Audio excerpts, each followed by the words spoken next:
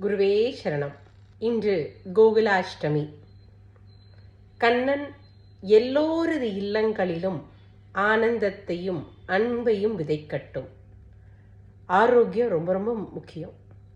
இன்னைக்கு பெரும்பாலான பிரச்சனைகள் செல்வம் அப்படிங்கிற ஒரு விஷயத்தை நோக்கி தான் ஓடிக்கிட்டு இருக்கு.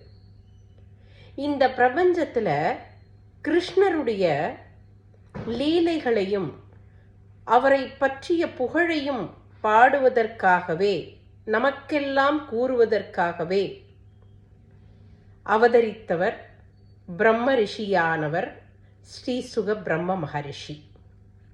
வியாசருடைய மகனாக தேவகன்னிகைக்கு கிளி ரூபத்தில் இந்த பிரபஞ்சத்தில் பிறக்கும் போதே பிரம்மஞானத்தோட பிறந்தவர். அலர்மேல் மங்காபுரம் எனும் தலத்தில் நமக்காக வீற்றிருந்து சதா சர்வகாலமும் அன்னை பத்மாவதியிடம் உன்னை நாடி வரும் பக்தர்களுக்கு அவர்களது இல்லங்களில் எண்ண முடியாத அளவிற்கு செல்வத்தை வாரித் தருவாய் என்று நமக்காக தவமேற்றுபவர். மார்க்கண்டேயர் மற்றும் குபேரனுடைய குரு. ராதே கிருஷ்ணா ராதே கிருஷ்ணா ராதே கிருஷ்ணா என்றால் அவ்வளவு மனம் மகிழ்வாராம்.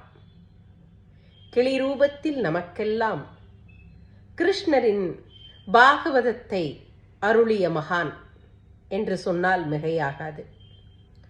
பகவான் ஸ்ரீகிருஷ்ணர் அவதாரங்களிலேயே மாதங்களில் நான் மார்கழி, நட்சத்திரங்களில் நான் அபிஜித்.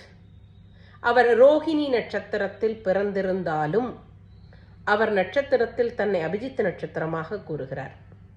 அபிஜித் நட்சத்திரத்தை வழிபடும் பொழுது நமக்கு அளப்பரிய செல்வம் கிடைக்கும் என்பதில் சந்தேகமே இல்லை.